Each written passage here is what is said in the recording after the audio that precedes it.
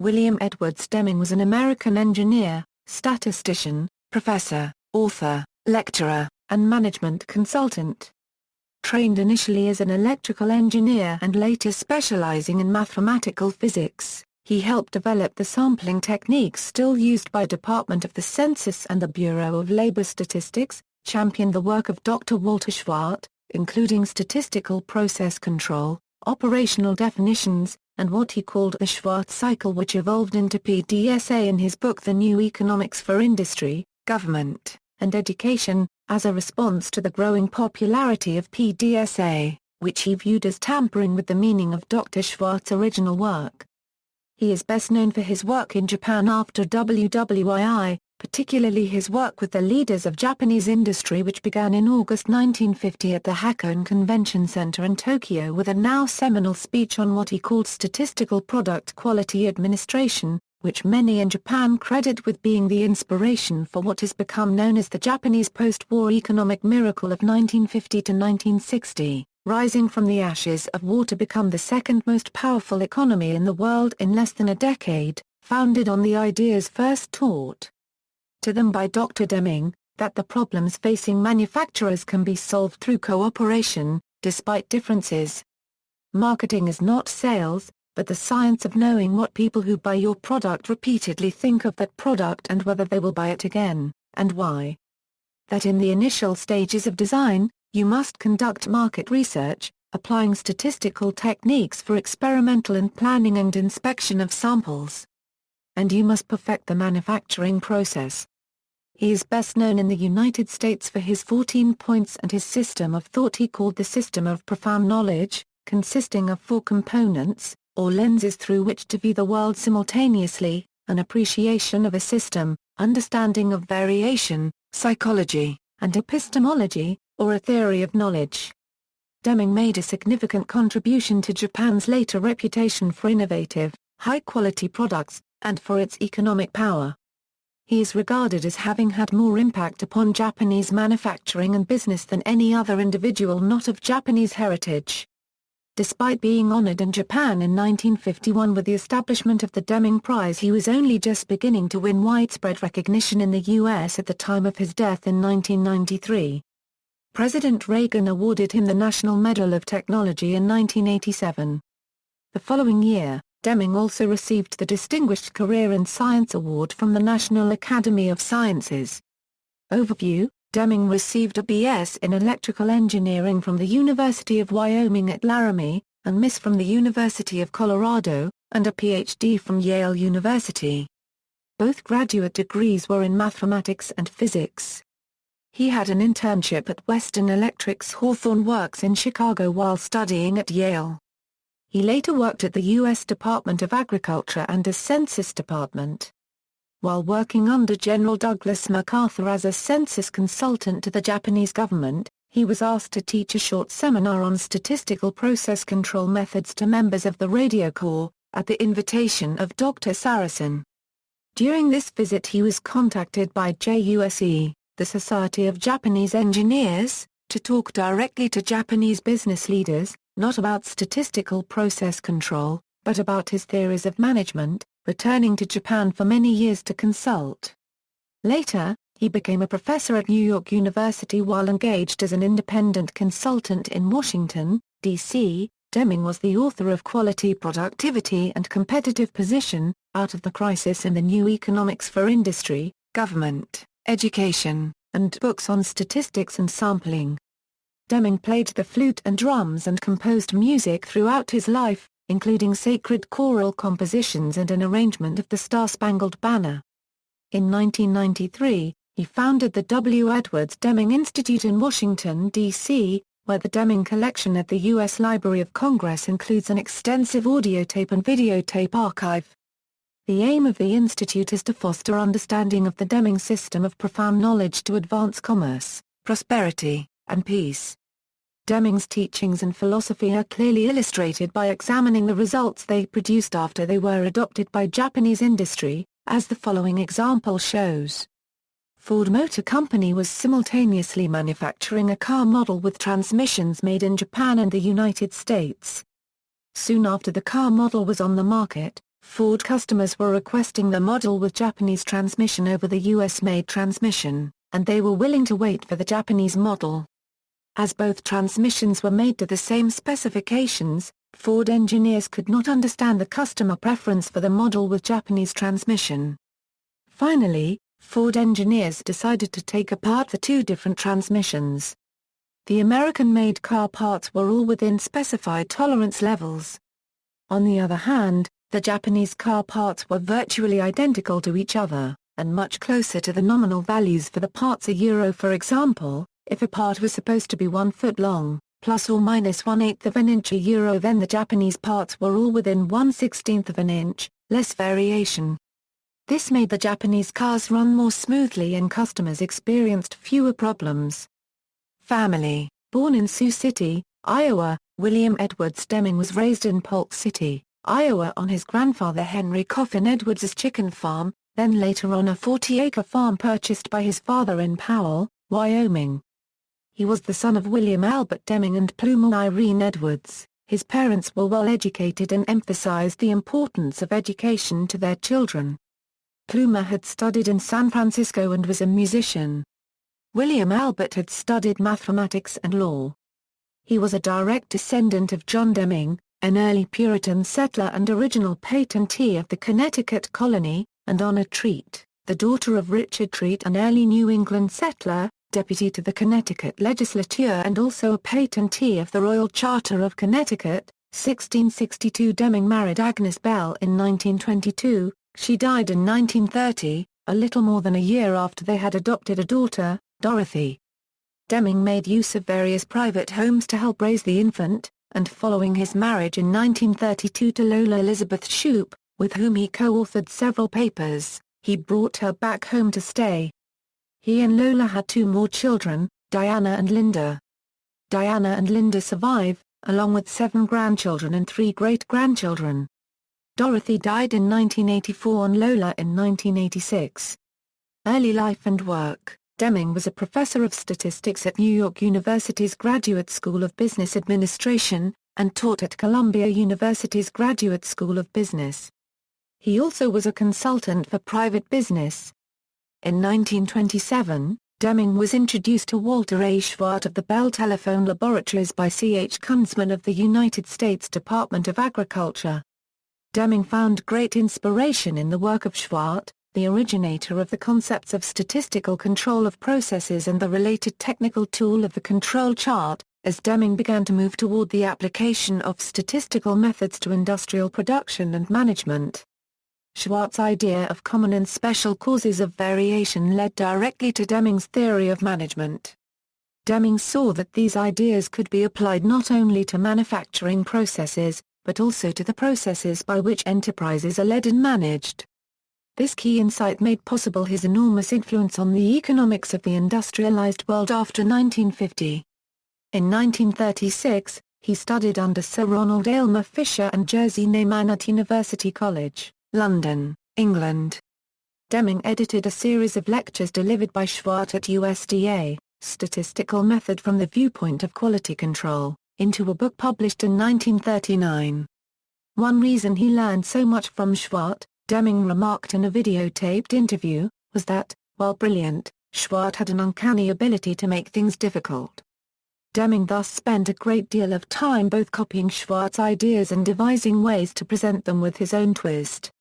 Deming developed the sampling techniques that were used for the first time during the 1940 U.S. Census, formulating the Deming-Stephan algorithm for iterative proportional fitting in the process. During World War II, Deming was a member of the 5-man Emergency Technical Committee. He worked with H. F. Dodge, A.G. Ashcroft, Leslie E. Simon, R.E. Warham, and John Gaillard in the compilation of the American War Standards and taught statistical process control techniques to workers engaged in wartime production. Statistical methods were widely applied during World War II, but faded into disuse a few years later in the face of huge overseas demand for American mass-produced products. Work in Japan. In 1947, Deming was involved in early planning for the 1951 Japanese census. the Allied powers were occupying Japan, and he was asked by the United States Department of the Army to assist with the census. He was brought over at the behest of General Douglas MacArthur, who grew frustrated at being unable to complete so much as a phone call without the line going dead due to Japan's shattered post-war economy. While in Japan, his expertise in quality control techniques, combined with his involvement in Japanese society, brought him an invitation from the Japanese Union of Scientists and Engineers. JUSE members had studied Shewhart's techniques, and as part of Japan's reconstruction efforts, they sought an expert to teach statistical control. From June–August 1950, Deming trained hundreds of engineers, managers, and scholars in statistical process control and concepts of quality. He also conducted at least one session for top management. Deming's message to Japan's chief executives was that improving quality would reduce expenses while increasing productivity and market share. Perhaps the best known of these management lectures was delivered at the Mount Hakone Convention Center in August 1950. A number of Japanese manufacturers applied his techniques widely and experienced heretofore unheard-of levels of quality and productivity. The improved quality combined with the lowered cost created new international demand for Japanese products. Deming declined to receive royalties from the transcripts of his 1950 lectures, so JUSE's board of directors established the Deming Prize to repay him for his friendship and kindness. Within Japan, the Deming Prize continues to exert considerable influence on the disciplines of quality control and quality management. Honors. In 1960, the Prime Minister of Japan, acting on behalf of Emperor Hirohito, awarded Deming Japan's Order of the Sacred Treasure, second class. The citation on the medal recognizes Deming's contributions to Japan's industrial rebirth and its worldwide success. The first section of the Meritorious Service Record describes his work in Japan. 1947, Rice Statistics Mission Member, 1950, Assistant to the Supreme Commander of the Allied Powers, Instructor in Sample Survey Methods in Government Statistics. The second half of the record lists his service to private enterprise through the introduction of epochal ideas, such as quality control and market survey techniques. Among his many honors, an exhibit memorializing Deming's contributions and his famous red bead experiment is on display outside the boardroom of the American Society for Quality. Later work in the U.S., David Salzberg wrote, he was known for his kindness to and consideration for those he worked with, for his robust, if very subtle, humor, and for his interest in music. He sang in a choir, played drums and flute, and published several original pieces of sacred music. Later, from his home in Washington, D.C., Deming continued running his own consultancy business in the United States, largely unknown and unrecognized in his country of origin and work. In 1980, he was featured prominently in an NBC TV documentary titled If Japan Can, Why Can't We?, about the increasing industrial competition the United States was facing from Japan. As a result of the broadcast, demand for his services increased dramatically, and Deming continued consulting for industry throughout the world until his death at the age of 93. Ford Motor Company was one of the first American corporations to seek help from Deming. In 1981, Ford's sales were falling. Between 1979 and 1982, Ford had incurred $3 billion in losses. Ford's newly appointed corporate quality director, Larry Moore, was charged with recruiting Deming to help jumpstart a quality movement at Ford. Deming questioned the company's culture and the way its managers operated. To Ford's surprise, Deming talked not about quality but about management.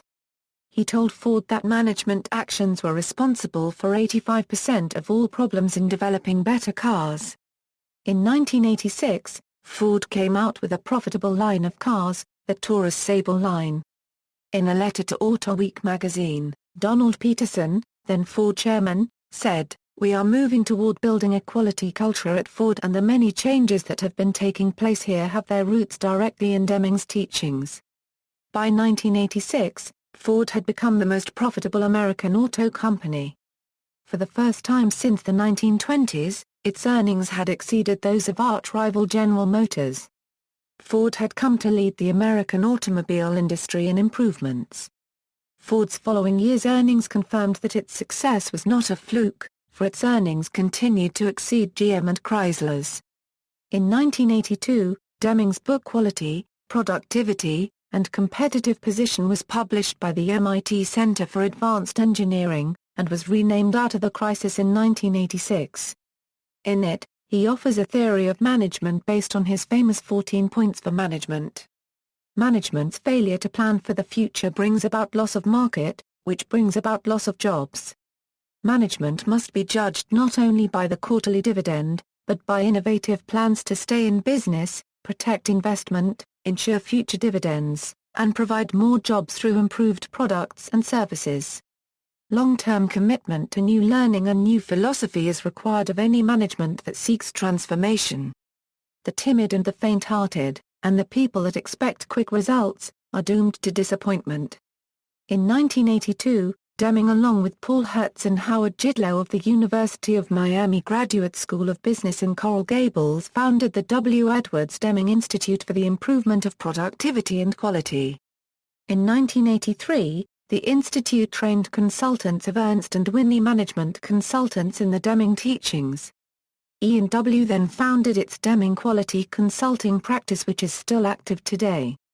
Over the course of his career, Deming received dozens of academic awards, including another, honorary, Ph.D. from Oregon State University. In 1987, he was awarded the National Medal of Technology, for his forceful promotion of statistical methodology, for his contributions to sampling theory, and for his advocacy to corporations and nations of a general management philosophy that has resulted in improved product quality. In 1988, he received the Distinguished Career in Science Award from the National Academy of Sciences. Deming and his staff continue to advise businesses large and small. From 1985 through 1989, Deming served as a consultant to Varal Laboratories, a rubber manufacturing firm in Yellow Springs, Ohio, with less than 1,000 employees. He held several week-long seminars for employees and suppliers of the small company where his infamous example workers on the red beads spurred several major changes in Varal's manufacturing processes. Deming joined the Graduate School of Business at Columbia University in 1988. In 1990, during his last year, he founded the W. Edwards Deming Center for Quality, Productivity, and Competitiveness at Columbia Business School to promote operational excellence in business through the development of research, best practices and strategic planning. In 1990, Marshall Industries CEO Robert Rodan trained with a then 90-year-old Deming and his colleague Needa Bakatas. Marshall Industries' dramatic transformation and growth from $400 million to $1.8 billion in sales was chronicled in Deming's last book The New Economics, a Harvard case study, and Rodan's book, Free, Perfect and Now. In 1993, Deming published his final book, The New Economics for Industry, Government, Education, which included the system of profound knowledge and the 14 points for management. It also contained educational concepts involving group-based teaching without grades, as well as management without individual merit or performance reviews. In December 1993, Deming died in his sleep at the age of 93 in his Washington home at about 3 a.m. due to natural causes.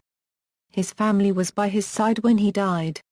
Deming Philosophy Synopsis. The philosophy of W. Edwards Deming has been summarized as follows. Dr. W. Edwards Deming taught that by adopting appropriate principles of management, organizations can increase quality and simultaneously reduce costs. The key is to practice continual improvement and think of manufacturing as a system, not as bits and pieces. In the 1970s, Deming's philosophy was summarized by some of his Japanese proponents with the following A versus B comparison. A. When people and organizations focus primarily on quality, defined by the following ratio. Quality tends to increase and costs fall over time. B. However, when people and organizations focus primarily on costs, costs tend to rise and quality declines over time. The Deming system of profound knowledge. The prevailing style of management must undergo transformation. A system cannot understand itself. the transformation requires a view from outside. The aim of this chapter is to provide an outside view, a lens that I call a system of profound knowledge. It provides a map of theory by which to understand the organizations that we work in. The first step is transformation of the individual.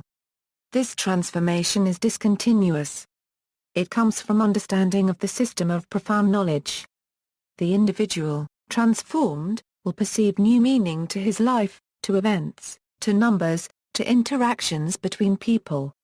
Once the individual understands the system of profound knowledge, he will apply its principles in every kind of relationship with other people. He will have a basis for judgment of his own decisions and for transformation of the organizations that he belongs to.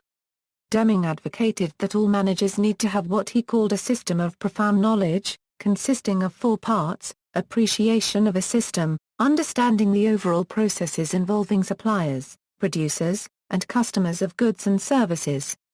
Knowledge of variation, the range and causes of variation in quality, and use of statistical sampling in measurements. Theory of knowledge, the concepts explaining knowledge and the limits of what can be known. Knowledge of psychology, concepts of human nature. He explained, one need not be eminent in any part nor in all 4 parts in order to understand it and to apply it.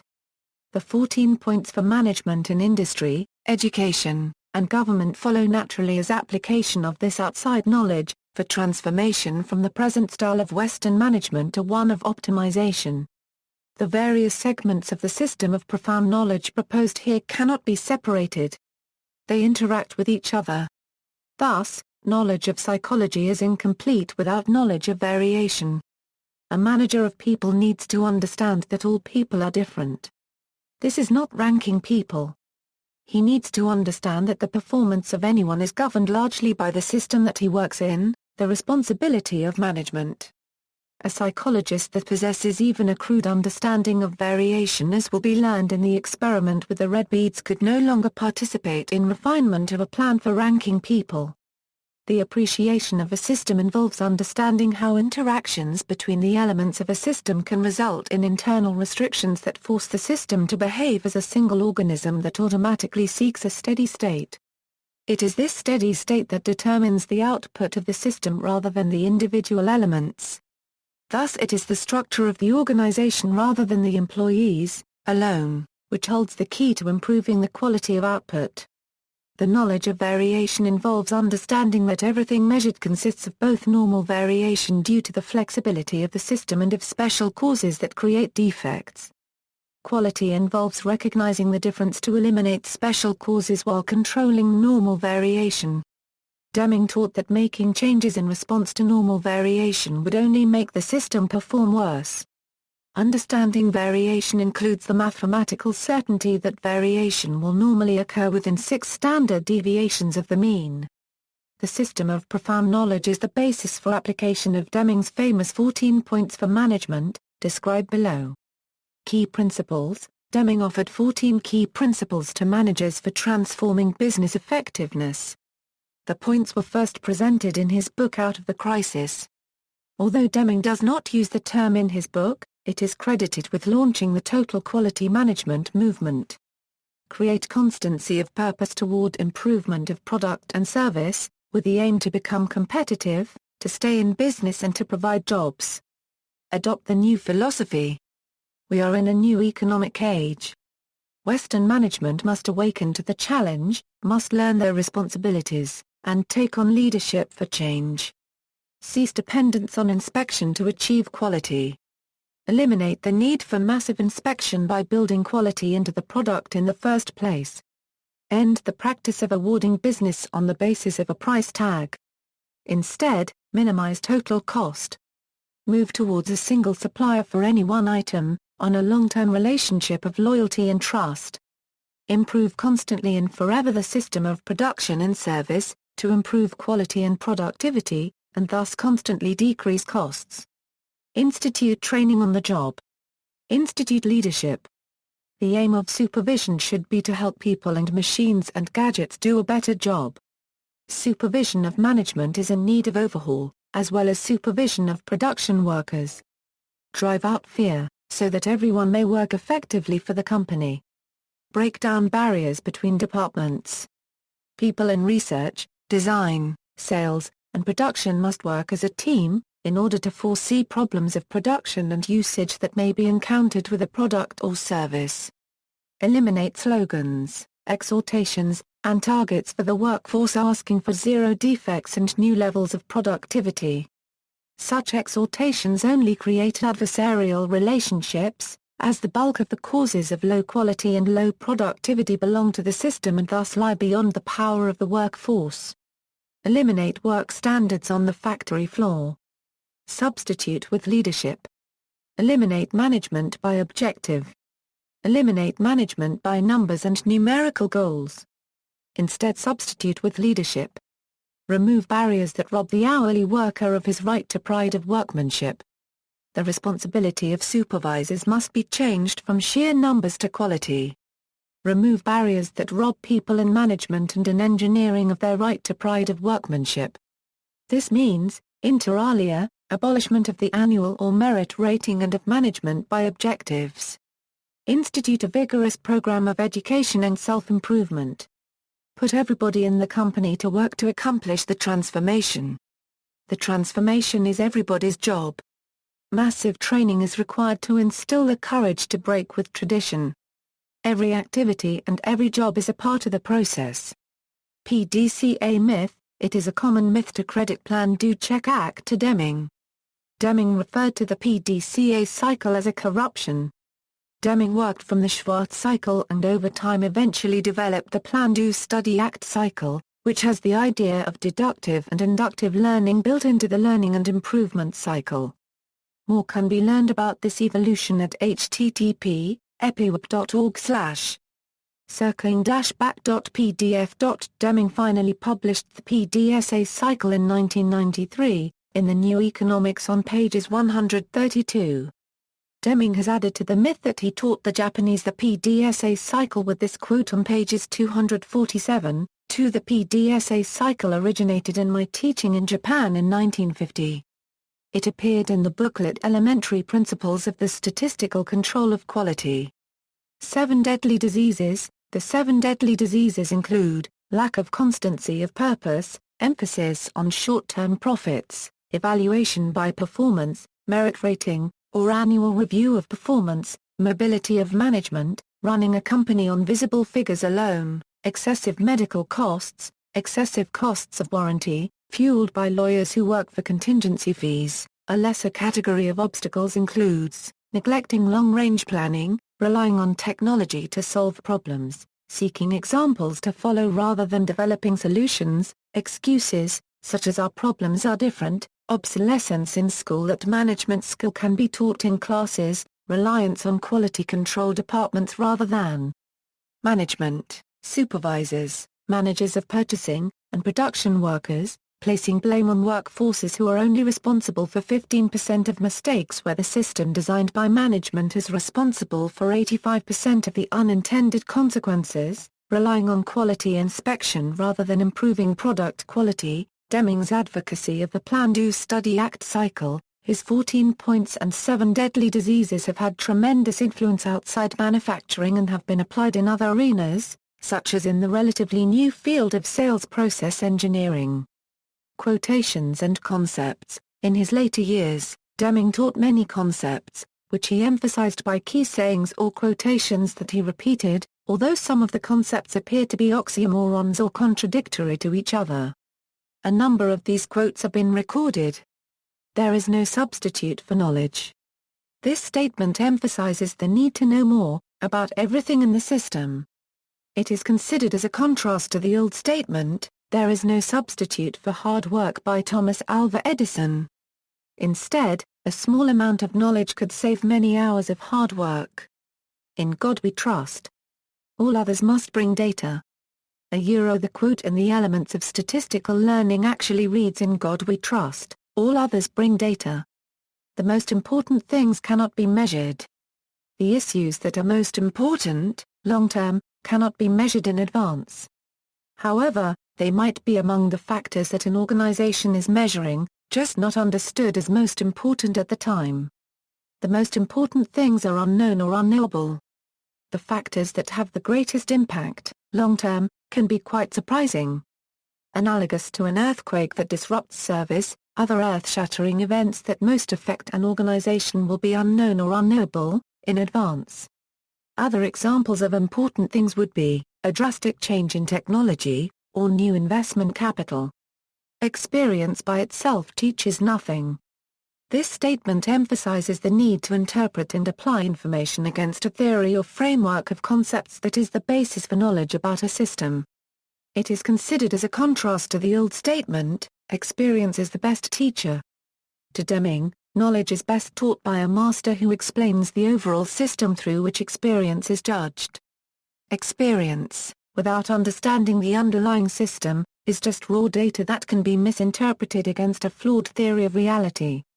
Deming's view of experience is related to Shewhart's concept, data has no meaning apart from its context. By what method? Only the method counts. When information is obtained, or data is measured, the method, or process used to gather information, greatly affects the results. For example, the Hawthorne effect showed that people just asking frequently for opinions seemed to affect the resulting outcome, since some people felt better just being asked for their opinion. Deming warned that basing judgments on customer complaints alone ignored the general population of other opinions, which should be judged together, such as in a statistical sample of the whole, not just isolated complaints, survey the entire group about their likes and dislikes. The extreme complaints might not represent the attitudes of the whole group. Similarly, measuring or counting data depends on the instrument or method used. Changing the method changes the results. Aim and method are essential. An aim without a method is useless. A method without an aim is dangerous. It leads to action without direction and without constancy of purpose. Deming used an illustration of washing a table to teach a lesson about the relationship between purpose and method. If you tell someone to wash a table, but not the reason for washing it, they cannot do the job properly. That does not mean just giving the explanation without an operational definition.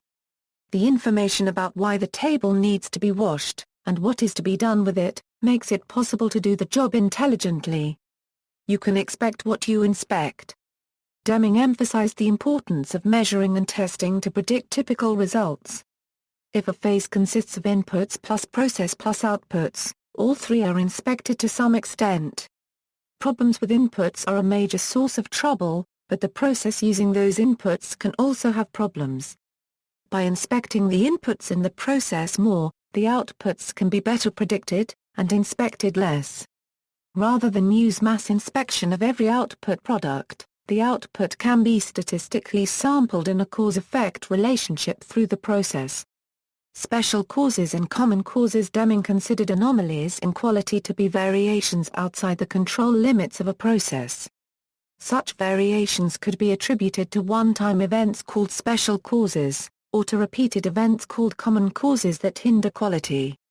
Acceptable defects, rather than waste efforts on zero-defect goals, Deming stressed the importance of establishing a level of variation, or anomalies, acceptable to the recipient in the next phase of a process. Often, some defects are quite acceptable, and efforts to remove all defects would be an excessive waste of time and money. The Deming Cycle, as a repetitive process to determine the next action, the Deming Cycle describes a simple method to test information before making a major decision. The 4 steps in the Deming Cycle are: Plan, Do, Check, Act, also known as Plan, Do, Study, Act or PDSA. Deming called the cycle the Shewhart Cycle, after Walter A. Shewhart. The cycle can be used in various ways, such as running an experiment, plan the experiment, do the experiment by performing the steps, check the results by testing information, and act on the decisions based on those results. Semi-automated, not fully automated, Deming lamented the problem of automation gone awry. Instead, he advocated human-assisted semi-automation, which allows people to change the semi-automated or computer-assisted processes, based on new knowledge. Compared to Japanese term automation. The problem is at the top. Management is the problem. Dr. Deming emphasized that the top-level management had to change to produce significant differences, in a long-term, continuous manner. As a consultant, Deming would offer advice to top-level managers, if asked repeatedly, in a continuous manner. What is a system? A system is a network of interdependent components that work together to try to accomplish the aim of the system. A system must have an aim. Without an aim, there is no system. The aim of the system must be clear to everyone in the system. The aim must include plans for the future. The aim is a value judgment. A system must be managed. It will not manage itself. Left to themselves in the Western world, components become selfish, competitive, independent profit centers, and thus destroy the system. The secret is cooperation between components toward the aim of the organization. We cannot afford the destructive effect of competition. To successfully respond to the myriad of changes that shake the world, transformation into a new style of management is required. The route to take is what I call profound knowledge, or knowledge for leadership of transformation. The worker is not the problem. The problem is at the top. Management. Management's job. It is management's job to direct the efforts of all components toward the aim of the system. The first step is clarification. Everyone in the organization must understand the aim of the system, and how to direct his efforts toward it. Everyone must understand the damage and loss to the whole organization from a team that seeks to become a selfish, independent, profit center. They realize that the gains that you get by statistical methods are gains that you get without new machinery, without new people. Anybody can produce quality if he lowers his production rate. That is not what I am talking about. Statistical thinking and statistical methods are to Japanese production workers, foremen, and all the way through the company, a second language. In statistical control, you have a reproducible product hour after hour, day after day. And see how comforting that is to management. They now know what they can produce, they know what their costs are going to be. I think that people here expect miracles. American management thinks that they can just copy from Japan a euro, but they don't know what to copy. What is the variation trying to tell us about a process, about the people in the process? Dr. Shewhart created the basis for the control chart and the concept of a state of statistical control by carefully designed experiments. While Shewhart drew from pure mathematical statistical theories, he understood that data from physical processes never produce a normal distribution curve. He discovered that observed variation in manufacturing data did not always behave the same way as data in nature. Shewhart concluded that while every process displays variation, some processes display controlled variation that is natural to the process, while others display uncontrolled variation that is not present in the process causal system at all times. Deming renamed these distinctions common cause for chance causes and special cause for assignable causes. He did this so the focus would be placed on those responsible for doing something about the variation, rather than the source of the variation. It is top management's responsibility to address common cause variation, and therefore it is management's responsibility to make improvements to the whole system. Because special cause variation is assignable, workers, supervisors or middle managers that have direct knowledge of the assignable cause best address this type of specific intervention. Deming on quality circles, that's all window dressing. That's not fundamental. That's not getting at change and the transformation that must take place. Sure, we have to solve problems. Certainly stamp out the fire. Stamp out the fire and get nowhere. Stamp out the fires puts us back to where we were in the first place. Taking action on the basis of results without theory of knowledge, without theory of variation, without knowledge about a system. Anything goes wrong, do something about it, overreacting. Acting without knowledge, the effect is to make things worse. With the best of intentions and best efforts, managing by results is, in effect, exactly the same, as Myron Tribus put it, while driving your automobile, keeping your eye on the rear view mirror, what would happen? And that's what management by results is, keeping your eye on results. Knowledge is theory. We should be thankful if action of management is based on theory. Knowledge has temporal spread. Information is not knowledge. The world is drowning in information but is slow in acquisition of knowledge. There is no substitute for knowledge. This statement emphasizes the need for theory of knowledge. Uncertainty makes research predictable, but you still need proof to satisfy everyone else. Deming was referencing the sometimes paradoxical aspects of research. The most important figures that one needs for management are unknown or unknowable, but successful management must nevertheless take account of them. Deming realized that many important things that must be managed couldn't unregistered trademark be measured. Both points are important. 1. Not everything of importance to management can be measured. And 2. You must still manage those important things. Spend $20,000 training 10 people in a special skill. What's the benefit? You'll never know, answered Deming. You'll never be able to measure it. Why did you do it? Because you believed it would pay off. Theory. Deming is often incorrectly quoted as saying, "You can't manage what you can't measure." In fact, he stated that one of the 7 deadly diseases of management is running a company on visible figures alone. Joy in work. The phrase, originally pride in work, was amended to joy by Deming in 1988, after David Kerridge, professor of statistics at Aberdeen, pointed out that joy in labor was found twice in the Book of Ecclesiastes. Works, Deming, W. Edwards, 1943. Statistical Adjustment of Data. Dover. ISBN A0-486-64685-8.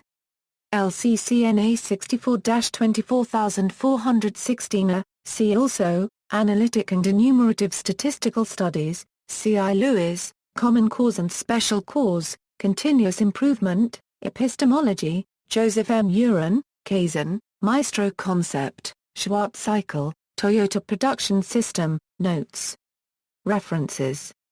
External links, Deming.org. The W. Edwards Deming Institute, the W. Edwards Deming Institute YouTube site with videos of Deming and others discussing his ideas on management, the Deming Prize, the Deming Forum homepage, Deming Scholars MBA program at Fordham University in New York City, managementwisdom.com, the Deming Collaboration. W. Edwards Deming, a register of his papers in the Library of Congress. W. Edwards Deming, founder of Statistical Process Control for Quality Management. Quality is defined by Deming. Lecture by Newt Gingrich, obituary from Philadelphia Inquirer, December 1993.